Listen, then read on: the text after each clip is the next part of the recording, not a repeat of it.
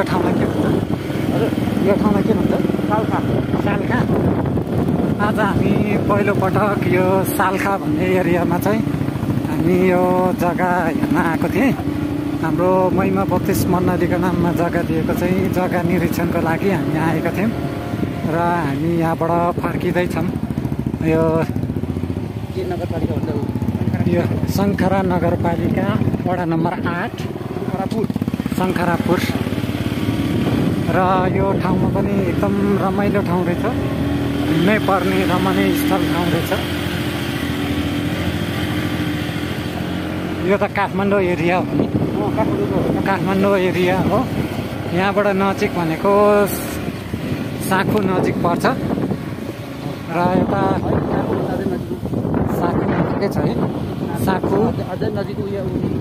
यता चाहिँ साँखु भन नजिक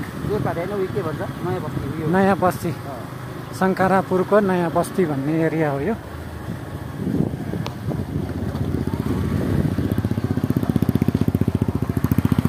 यसरी यो ठाउँमा आउँदाखेरि गाउँघरको सम्झना आउँछ।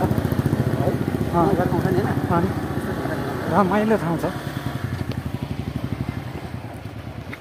हाम्रो यहाँ 2 जना ब्रदर्सहरू पनि हुनुहुन्छ। हामी 4 जना आएका छौँ। अब यो बाटो बन्दै रहेछ। यो बाटो चाहिँ बन्दैछ, लगभग 1 किलोमिटर जति होला यो बाटो बन्दै गरेको छ। यो चाहिँ यहाँबाट अलिकति बाटो चाहिँ बिग्रेको छ, यो चाहिँ बनाउँदै हुनुहुन्छ।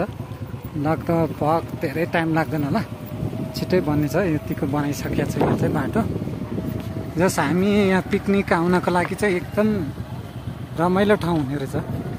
पछि यो बाटो भने पिकनिक चाहिँ यो डाँडामा चाहिँ पछि पिकनिक आउनलाई चाहिँ एकदम राम्रो हुनेछ।